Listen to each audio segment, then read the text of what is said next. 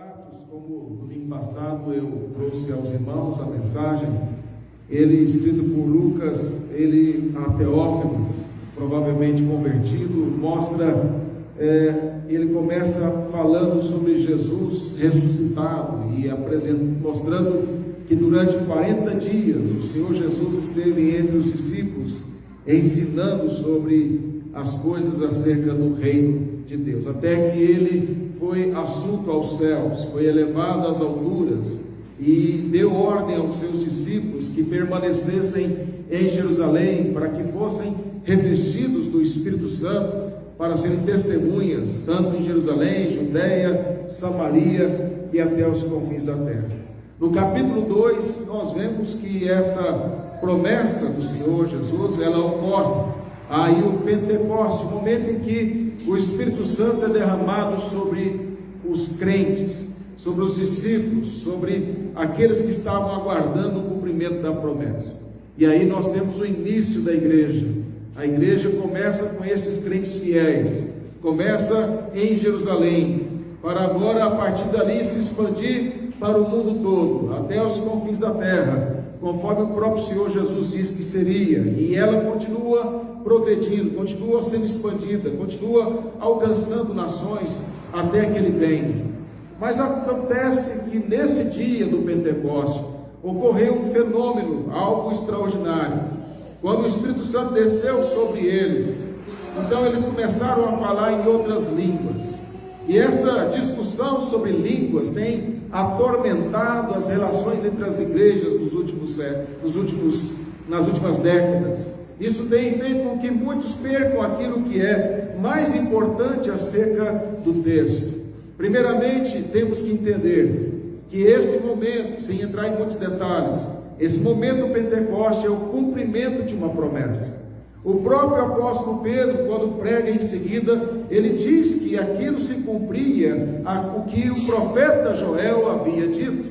Então aquele momento é um cumprimento de promessas feitas no Antigo Testamento, de que o Espírito Santo seria derramado sobre o seu povo. Quando nós olhamos o capítulo 1, como eu disse, o Senhor Jesus, ele é elevado às alturas. E ao ser elevado às alturas, fica à destra do Pai. Então o Espírito Santo é enviado pelo próprio Jesus e pelo Pai sobre a igreja. O Consolador é enviado para consolar a igreja, para fortalecer a igreja, para revestir a igreja de poder, para que ela possa cumprir a grande comissão. E aí nesse processo, o fato de que ali começam a falar em línguas, a palavra línguas ali é dialeto. Não tem nada a ver com línguas estranhas ao entendimento humano. Ali são línguas de outras nações. Naquele dia estavam ali pessoas de várias nações.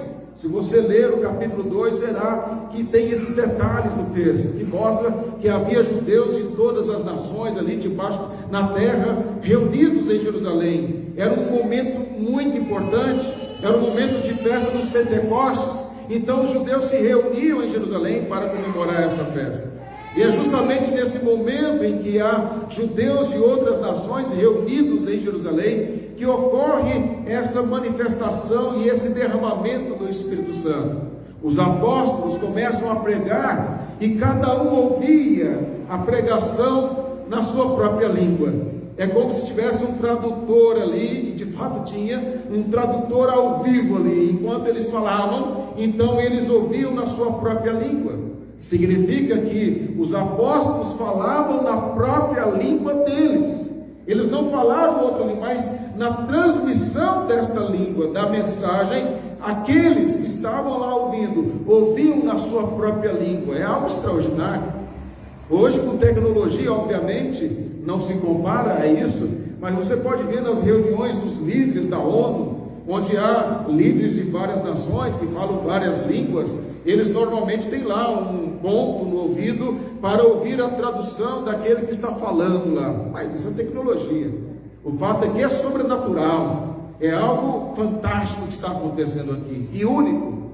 E aí nesse momento em que estas coisas acontecem, há um duplo propósito para isso, que eu quero destacar. O primeiro, a línguas como de fogo, esta ideia da presença do fogo nesse fenômeno, nesse derramamento do Espírito, é para mostrar o juízo de Deus em relação à nação de Israel. Deus rejeitou a nação. Rejeitou a nação porque a nação rejeitou o Senhor. E o ponto mais alto da sua rejeição foi levar Jesus à crucificação, entregá-los a Pilatos e rejeitar que ele fosse trocado por Barrabás, o que daqui a pouco Pedro vai dizer no capítulo 3. Então era juízo de Deus. E as línguas ali de outras nações, Deus já havia falado no Antigo Testamento que isso ia acontecer. Ele disse que iria causar ciúmes à nação de Israel ao usar outras línguas, outros povos. Então Deus rejeita a nação de Israel por causa da sua incredulidade. Mas Deus agora abre-se, Ele se revela para as outras nações, começando de Jerusalém, de judeus convertidos, e agora se expandindo às outras nações. Tanto é que quando Cornélio, ele se converteu, um gentil, falou em línguas. Por que isso aconteceu? Para mostrar que gentios também podiam ser alvos da graça de Deus, o que para o judeu isso era impossível. Samaritanos também foram alcançados pelo Evangelho e falaram em línguas. São 3 momentos apenas no livro de Atos, para mostrar que aqueles que para os judeus eram tidos como rejeitados, como aqueles que jamais receberiam a bênção de Deus, eles foram alcançados, os samaritanos e os gentios. Mas este fenômeno aqui não se repete mais. Ele aconteceu de uma vez por todas. A igreja do Senhor está ungida pelo Espírito Santo. Não há como mais remover esta unção. No Antigo Testamento, você via que o Espírito Santo, ele entrava e saía, não era? Ele, por exemplo, alguém era ungido rei, então o Espírito Santo de Deus apossava dele, como Saul, ou às vezes um profeta, ou às vezes um sacerdote. Por quê? Porque aquele rei, aquele profeta, aquele sacerdote, o ofício deles de rei, profeta e sacerdote apontavam para aquele que é o rei, profeta e sacerdote, que é Cristo. Então, quando Cristo veio, o Espírito Santo desceu sobre ele no batismo. Ele foi ungido pelo Espírito Santo de Deus. Quando Cristo é elevado às alturas, o Espírito desce sobre a igreja, que é o seu corpo. E é por isso que nós somos o povo de propriedade exclusiva de Deus. Nós somos o sacerdócio real. Por quê? Porque nós fomos ungidos pelo Senhor, como igreja dele, como corpo dele. Então não há que buscar o derramamento do Espírito. A igreja não precisa mais buscar, porque ele já está na igreja. Paulo diz que o Espírito Santo de Deus nos ensina a orar, porque nós nem sabemos orar como convém. É Ele quem nos guia na verdade, é Ele que testifica com o nosso espírito que somos filhos de Deus. Ele está em nós, e Ele nos guia, é Ele quem nos regenerou, é Ele quem nos santifica. Paulo diz em Efésios 5 que nós devemos nos encher do Espírito. Portanto, irmãos, não há possibilidade disso acontecer novamente, porque já aconteceu, e já se cumpriu. E nós desfrutamos das últimas coisas que se referem às profecias do Antigo Testamento. Mas eu não quero me deter a isso apenas para não fugir à discussão do assunto, porque eu disse no domingo passado que eu iria mencionar e continuar aqui a exposição do livro de Atos. Mas quando olhamos no capítulo 2, verso 41 de Atos, nós vemos que o apóstolo Pedro pregou ali depois, cheio do Espírito Santo, com o derramamento, explicando o que estava acontecendo, e diz que os que aceitaram a palavra e foram batizados, houve um acréscimo naquele dia de quase 3 mil pessoas. Veja como, quem é que converteu estas pessoas? Quem é que as convenceu do juízo da justiça? Quem é que as regenerou ao ouvir a pregação de Pedro? O Espírito Santo. Então ali começa a igreja primitiva, a igreja em Jerusalém. E aí depois no capítulo 2, verso 42 ao verso 47, nós temos a descrição da igreja lá em Jerusalém. Uma igreja firme doutrinariamente, na doutrina dos apóstolos, era uma igreja ortodoxa, era uma igreja teologicamente correta, também tinha os apóstolos ali como pastores da igreja, não havia nem como desviar-se da verdade, ensinados pelos próprios apóstolos que aprenderam diretamente de Cristo.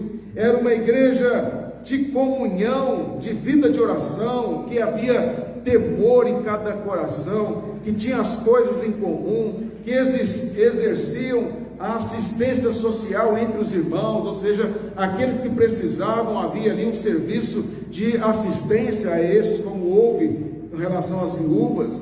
Havia alegria, verso 46 e 47, havia alegria e singeleza de coração, e eles louvavam a Deus. Essa igreja começou assim. A igreja começou, mais de 3.000 pessoas convertidas, igreja firme, mas começam as oposições. O apóstolo Pedro e o apóstolo João, eles são ali pressionados pelo Sinédrio, o mesmo Sinédrio no capítulo 4 que havia levado Jesus a Pilatos. Por quê? Porque eles foram usados por Deus para a cura de um coxo de nascença. Um coxo que era conhecido, que estava sempre mendigando na porta do templo. Não havia como negar aquele fato. Não havia como dizer que lá foi inventado. Dizer, não, aquele homem se fazia de coxo, e aí ele combinou e ganhou dinheiro com os apóstolos aí, para dizer que foi curado por esse tal Jesus. Não havia como. Por quê? Porque ele era conhecido de todo mundo. Ele era um coxo de nascença, ele estava sempre ali, diariamente na porta do templo, como diz o capítulo 3, verso 2, na porta ali, pedindo esmola. As pessoas sabiam de quem se tratava. E quando ele é curado, quando ele é restaurado da sua deficiência, aquilo se torna um testemunho para todos. E o capítulo 3, verso 10, diz: e reconheceram ser ele o mesmo, ele quem? O coxo, o mesmo que esmolava, assentado à porta formosa do templo, e se encheram de admiração e assombro por isso que lhe acontecera. Veja que as pessoas viram, mas aquele homem é um coxo mesmo, ele está andando.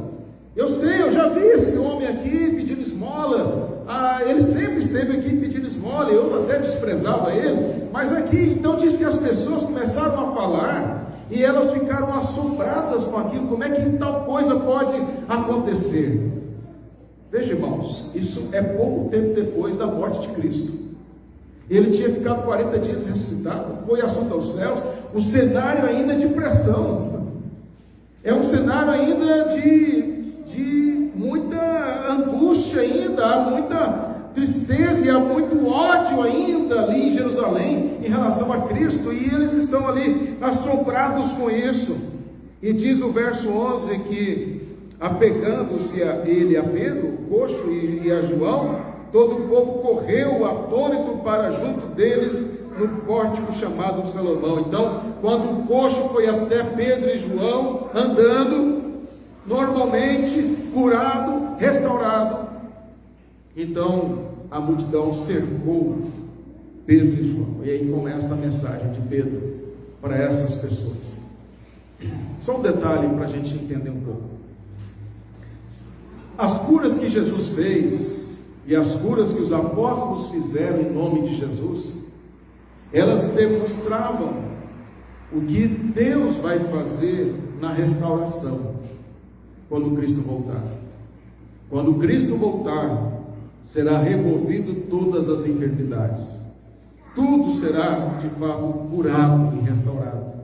Então esses milagres, eles tinham um propósito didático de mostrar quem Jesus é e mostrar o que ele vai fazer aos que creem nele. Não tinha o propósito de exaltar a Pedro ou a João. Eles mesmos vão dizer que não era para eles ficarem admirados e pensar que eles eram alguma coisa. E aí então Pedro, diante desse público, ele faz aqui um sermão muito duro.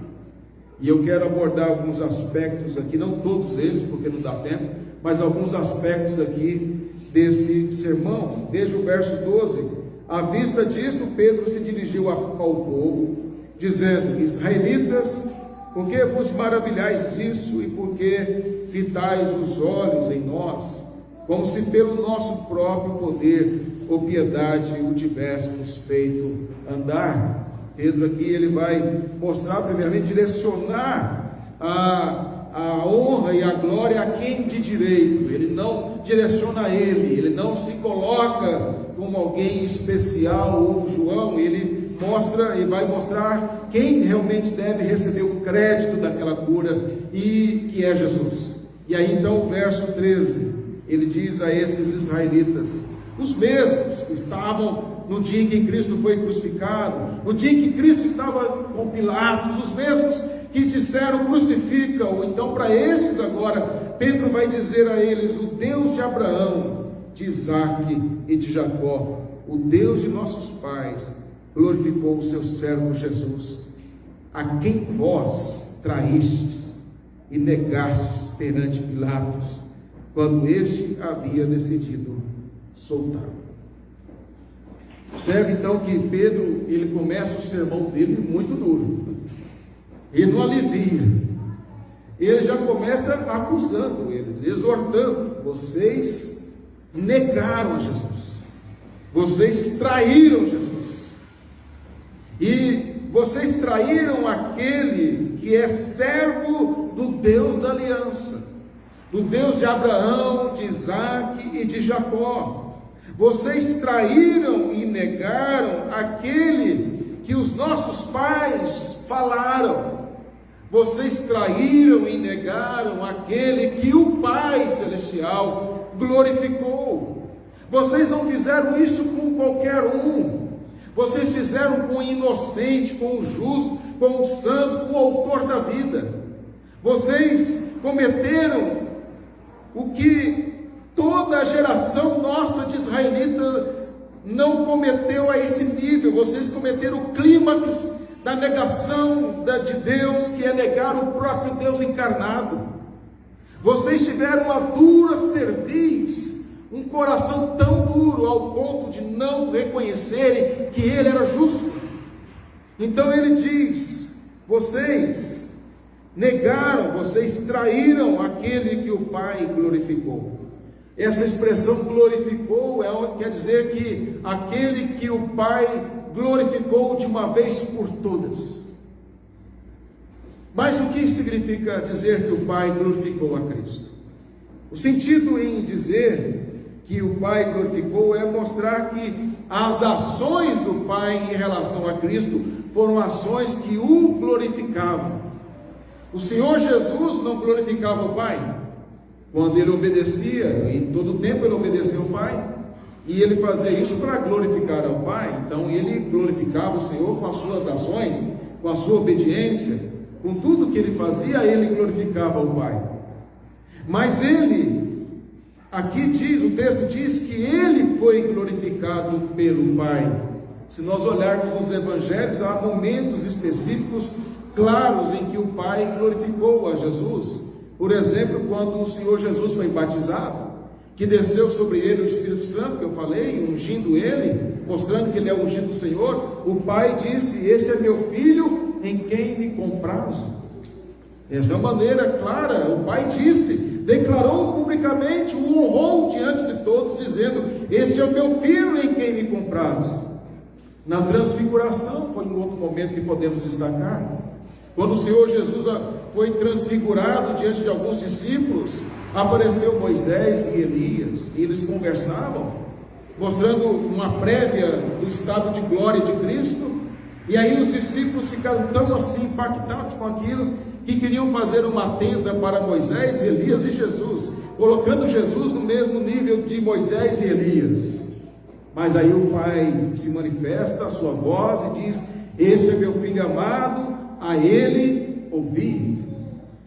A ele ouvi. Por que ele diz a ele ouvi? Porque Deus havia falado por meio de Moisés, através de Elias, mostrando aí o Antigo Testamento como um todo, mas agora o Pai falava através do próprio Filho.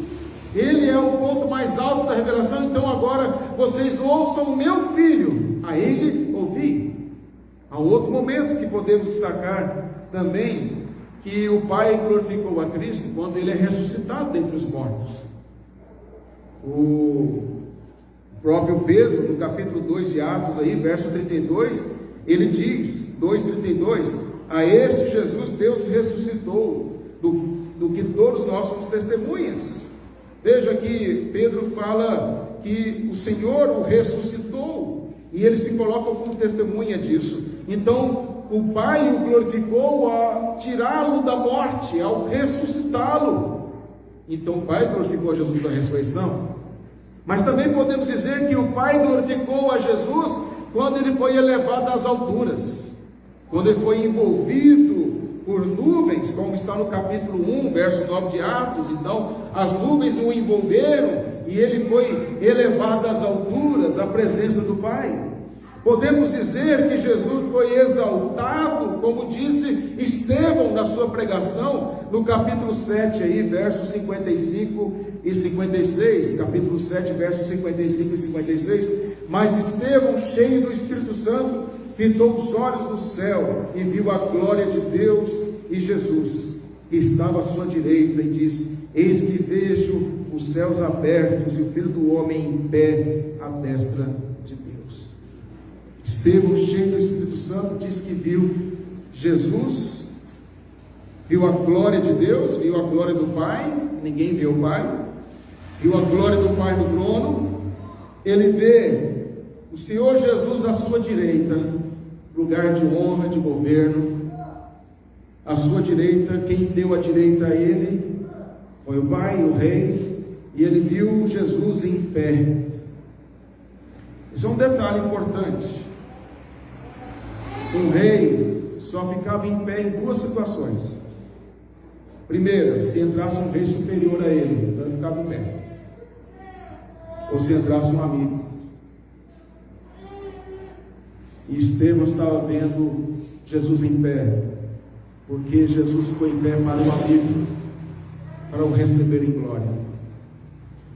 Então, quando Pedro diz que Jesus foi glorificado pelo Pai, como o verbo aqui glorificou é de uma vez por todas, é possível, e eu acredito que seja isso que Pedro quer dizer, ele não está se referindo a todos esses eventos que eu citei, eu disse só para te ensinar, mas estaria referindo-se ao fato de que ele está à destra do Pai. Ele está à destra do Pai de uma vez por todas. Ele intercede por nós. Ele é o nosso advogado junto ao Pai. Ele é aquele que governa e que está com a sua igreja. E ele é o nosso mediador. Então ele é aquele que é o servo fiel, o herdeiro de Abraão. Qual foi prometido? O seu descendente que herdaria a terra, aquele que haveria de abençoar as nações. Então Pedro está falando que ele o glorificou, em particular em relação ao último evento, que é a destra do Pai. É uma posição de governo, de glória, de majestade, está ao lado do Pai para governar. Quando nós olhamos para isso, o próprio Pedro fala nesse sermão, que no verso 25, ele diz: vós sois filhos dos profetas e da aliança que Deus estabeleceu, são vossos pais, dizendo a Abraão, na tua descendência serão abençoadas todas as nações da terra. Pedro faz a conexão da promessa de Deus feita a Abraão, de que as nações seriam abençoadas. Se você olhar depois em Gênesis capítulo 15, é dito o seguinte, quando o Senhor fala a Abraão: a isto respondeu logo ao Senhor. Quando Abraão diz: Senhor, eu não tenho herdeiro, como é que eu vou ser? Como é que a minha descendência vai multiplicar? E aí então o Senhor diz a Abraão: não será este o teu herdeiro, não é o teu mordomo que vai ser o herdeiro, não é este o teu herdeiro, mas aquele que será gerado de ti será o teu herdeiro. Mas esse que foi gerado de Abraão, que foi Isaque, também não era o herdeiro. Ele apontava para o herdeiro, para o filho da promessa, que é Jesus. Mas para Abraão naquele momento era o suficiente ele saber disso. E o Senhor diz que o conduziu para fora e disse para ele olhar para o céu e contar as estrelas, se ele podia. E ele disse: assim também será a tua posteridade, tão numerosa como as estrelas do céu. E diz lá em Gênesis 15, verso 4 a 6, que Abraão creu na promessa e por isso foi justificado, que Paulo diz no capítulo 4 de Romanos, como base da nossa justificação. Abraão creu na promessa. Qual promessa? De que o seu herdeiro iria abençoar todas as famílias da terra. Mas quem era o herdeiro de Abraão? O justo, que eles negaram, que eles traíram, que eles crucificaram. É isso que Pedro está dizendo. E essa promessa referia-se às nações servindo ao Senhor. Não é exatamente isso que Atos mostra, que Jesus disse a eles para ficarem lá, receberem o Espírito Santo e serem testemunhas em Jerusalém, Judéia, Samaria e até os confins da terra? Como é que essa promessa de Deus vai se cumprir através de Cristo? Através da pregação da igreja. É a pregação do Evangelho às nações, alcançando os eleitos das nações, que vai formar um povo incontável, como as estrelas do céu. Como João viu uma multidão incontável adorando ao Senhor, então isso vai acontecer na consumação, através daquele que é o descendente de Abraão, de Isaac e de Jacó, daquele que foi prometido a ele, que seria abençoado todas as nações da terra, e o Senhor será o rei das nações. Mas vejamos aí o verso 14 e 15, são apenas esses dois versos que nós vamos ler agora.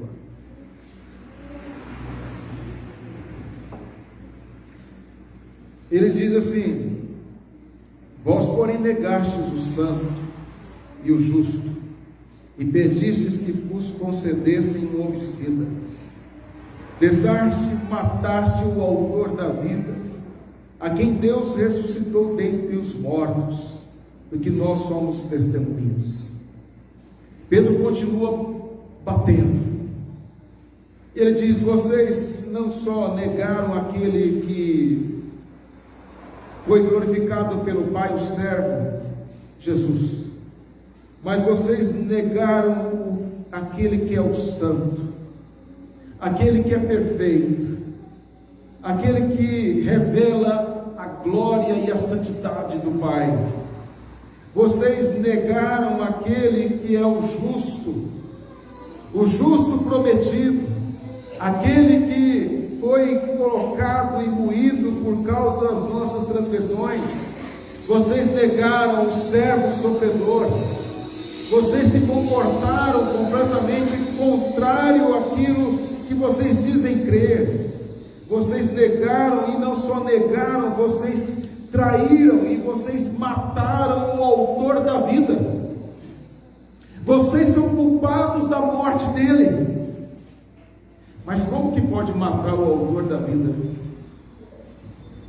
Primeiramente, como que Jesus é o autor da vida? Pedro chama de autor da vida. Quando ele diz isso, ele está dizendo que ele é o próprio Deus, o Deus encarnado.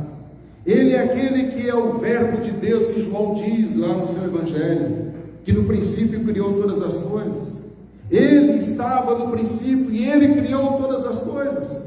O apóstolo Paulo, em Colossenses 1, 16 a 17, ele diz que todas as coisas visíveis e invisíveis foram criadas por meio dele. Ele é o criador da vida, ele é o causador da vida, ele é o autor da vida. E o autor da vida habitou entre nós, cheio de glória e de verdade, como diz João. O autor da vida se humilhou, o autor da vida encarnou, e por ele ter encarnado é que ele pôde morrer. Porque a morte é a separação do corpo e da alma temporariamente. Como o Senhor Jesus encarnou, então, no momento ali da cruz, quando ele entrega o Espírito ao Pai, o seu Espírito vai para o Pai, o seu corpo vai para o sepulcro, experimentando o último estágio da maldição, que é o pó. E aí então, quando ele é ressuscitado pelo Pai, a sua alma volta ao seu corpo transformado, e ele vence a morte, para demonstrar que a morte foi vencida pelo autor da vida. E é por isso que nós também venceremos, porque ao fazer isso ele fez em nosso lugar. Quando ele morreu na cruz, ele morreu em nosso lugar. Quando ele foi moído na cruz, ele foi moído pelo Pai em nosso lugar. Como disse Isaías no capítulo 53, quando ele foi moído por causa das nossas transgressões, e o castigo que estava sobre ele nos trouxe a paz. Isaías diz que ele olha para o seu penoso trabalho e ele se alegrará. Sabe, ele se alegra ao ver aqueles que o Espírito Santo transformou e transforma a sua imagem e semelhança. Ele olha para nós como seu povo, adorando e bendizendo, e ele se alegra. Assim como o Senhor, quando criou o mundo em 6 dias, no 7º descansou, e ele olhou tudo quanto ele fez e diz: era muito bom. Também o Senhor Jesus, ao cumprir a sua obra em nosso favor, ele diz: é muito bom. Ele olha para o sofrimento, para a angústia, por tudo que ele passou, mas Isaías diz que ele olha para isso e ele se alegra pela obra que ele fez. E a obra que ele fez somos nós, feituras dele. Não é isso que Paulo diz no capítulo 2 de Efésios 2:10? Somos feituras dele, recriados em Cristo. Nós pertencemos a ele, nós somos dele. Então ele olha para a igreja, mesmo essa igreja, digo essa igreja, não é a nossa só não, toda a igreja de Cristo no mundo, cheia de pecado, de falhas, não é? Nós todos somos cheios de falhas, a igreja fede às vezes por dentro, em todo lugar, mas ainda é o corpo dele, que ele está limpando, que ele está santificando, que ele está pondo roupa nova, é a noiva dele, que ele está preparando para o grande momento do casamento, as bodas do Cordeiro. Então ele ama a sua noiva, ele ama porque ele deu a vida pela sua noiva, não é pela instituição, não é pelo CNPJ desta igreja, ele deu a sua vida pelos crentes verdadeiros desta igreja e de outras igrejas, ele deu a sua vida pelos santos, porque os santos formam a igreja dele. Mas Pedro diz: vocês perderam a oportunidade, vocês negaram, vocês não entenderam realmente que ele era o Cristo. E aí nós vemos que no capítulo 3, verso 19, Pedro fala: arrependei-vos, pois, e convertei-vos para serem cancelados os vossos pecados. Pedro, depois de dar tanta exortação a eles, diz: vocês devem se arrepender, vocês devem mudar de mente, vocês devem reconhecer a culpa, vocês devem reconhecer que negaram, que pregaram, que escolheram um homicida ao invés do autor da vida. Vocês têm que reconhecer que vocês são culpados da morte dele, embora a morte dele tivesse que acontecer para perdoar os nossos pecados. Vocês são culpados de terem levado à crucificação. Isso não remove a culpa de vocês, mas é preciso agora que vocês se arrependam dos seus pecados. Se você olhar a pregação de Estevão, na mesma direção. Por isso que quando Estevão termina a mensagem dele, os judeus estão rangendo os dentes de raiva, aí rangendo os dentes de raiva, igual a mãe com raiva do menino que fez arte, rangendo os dentes de raiva, ao ponto em que eles apedrejam Estevão até a morte. E olha, isso é importante você olhar aí, capítulo 7, verso 51 e 53, olha a pregação de Estevão. Capítulo 7, verso 51. Homens de dura cerviz. Capítulo 7, verso 51 a 53. Homens de dura cerviz. Eu quero que você imagine a cena de Estevão pregando para judeus. Judeu é raça ruim. Judeu é raça ruim. Você não tem noção. Eu falo que eu conheço judeu e eu falo: judeu é raça ruim. Dura cerviz, é rancoroso, é vingativo, é duro de coração. Ele diz: homens de dura cerviz, incircuncisos de coração e de ouvidos, vós sempre resistis ao Espírito Santo, assim como fizeram vossos pais, também vós fazeis. Vocês estão cometendo o mesmo pecado que os do passado cometeram. Qual dos profetas vossos pais não perseguiram? Vocês perseguem, os vossos pais perseguiram todos os profetas, lá no Antigo Testamento. Eles mataram os que anteriormente anunciavam a vinda do justo. Aí, Estevão falando do justo. Eles mataram os profetas lá, que falavam da vinda de Cristo, do qual vós agora vos tornastes o quê? Traidores e assassinos. Imagina que pregação, hein? Vocês são assassinos. Vocês são traidores. Ele diz: vós que recebeste a lei por ministério de anjo e não guardaste. Veja que Estevão prega um sermão tão duro quanto o que Pedro pregou. Ele diz: vocês são assassinos. Mas é isso que Pedro também disse quando ele fala no capítulo 3 aí, verso 14 e 15. Quando ele diz assim no verso 14, 3:14: vós, porém, negaste o santo e o justo e pedistes que vos concedessem um homicida. Vocês preferiram que Barrabás fosse solto. Vocês preferiram que o homicida fosse solto. Pilatos disse que vocês podiam escolher entre Barrabás e Cristo. Vocês escolheram Barrabás, um assassino.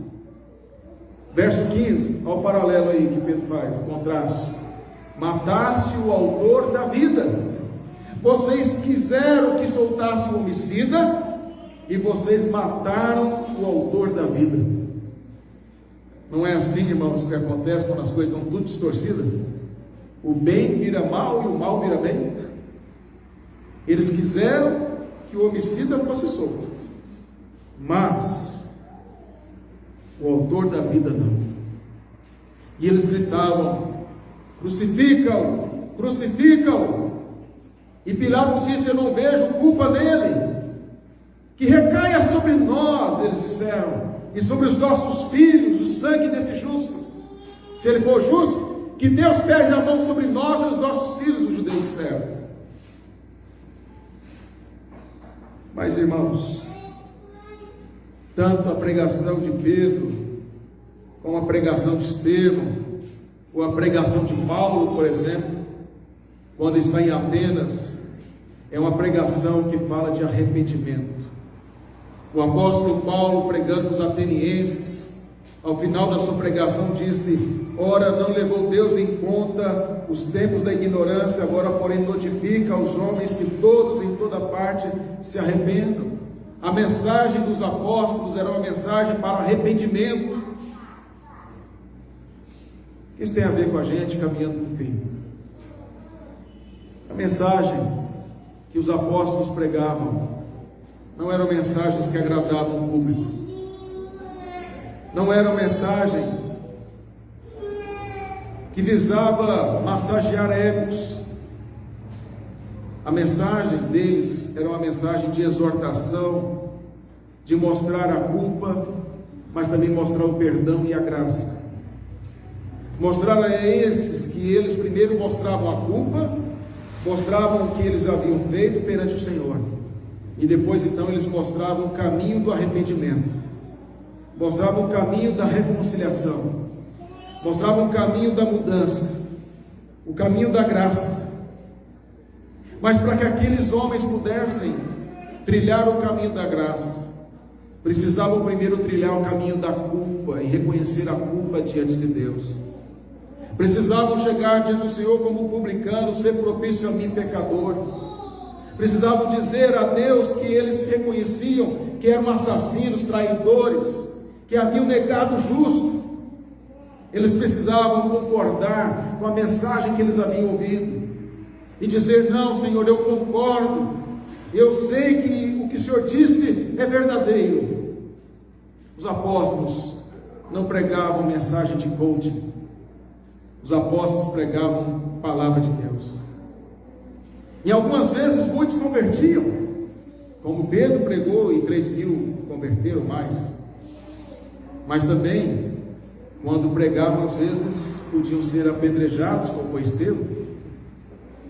Podia ser zombado, como Paulo foi em Atenas. Depois a gente ouve você sobre isso. Mas não importava o resultado. O que importava é que eles pregassem a verdade, pois o resultado não dependia deles, dependia do Espírito Santo de Deus. Irmãos, que tipo de evangelho você tem pregado às pessoas? Será que tem pregado? Você tem pregado para as pessoas e mostrado a elas que elas precisam se arrepender dos seus pecados? Não estou dizendo para você ser grosso, ser uma pessoa chata. Eu não acho que Pedro era, e nem Paulo, e nem Estevão. Mas você precisa, por amor a essas pessoas, se você ama realmente, você precisa dizer a elas com a Escritura, a Bíblia, não é você, é a Escritura, mostrar a elas que elas precisam se arrepender dos seus pecados, que elas são assassinas. Como assim, pastor? O mandamento não matarás é não assassinarás. Algum dia alguém deixou de odiar outros? Jesus disse que se nós odiarmos, já somos assassinos. Você é assassino? Já odiou alguém? Já quis o mal de alguém? Já cobiçou o que é dos outros? Já furtou no coração? Já adulterou? Adúltero, assassino? Ele tem mais uma lista enorme. Todos nós estávamos condenados e fomos salvos pela graça de Deus. Mas isso aconteceu porque fomos levados ao arrependimento. Deus nos levou ao entendimento que nós estávamos errados e precisávamos mudar. Não foi por causa de uma emoção que sentimos, não foi por causa de um arrepio, não foi por causa de uma música de fundo, mas foi por causa do Evangelho. A mesma coisa acontece com os outros que não conhecem. Alguns para os quais vamos falar do Evangelho vão rir de nós, vão zombar de nós, vão nos perseguir, mas alguns vão crer, alguns vão se arrepender, alguns vão fazer parte do corpo de Cristo. E tem preço que paga um negócio desse? De ver o Evangelho alcançando vidas? Tem coisa mais gostosa de evangelizar alguém e ver Cristo transformar a mente e o coração daquela pessoa, ver a alegria dela em servir ao Senhor, ver a pessoa dizer: quanto tempo eu perdi da minha vida servindo a mim mesmo, quanto tempo eu perdi servindo a religiosidade, quanto tempo eu perdi servindo aos meus prazeres, quanto tempo eu perdi servindo a coisas que não me traziam alegria, e agora eu sei em quem tenho crido, eu sei que Ele é poderoso para guardar o meu negócio daquele dia, eu sei que eu era culpado, mas agora fui perdoado, porque eu creio no autor da vida. Irmãos, que nós preguemos o Evangelho autêntico, verdadeiro, queiram as pessoas ouvir ou não, mas que seja esse o Evangelho pregado, pois este Evangelho é que pode transformar o pecador em servo de Deus. Amém.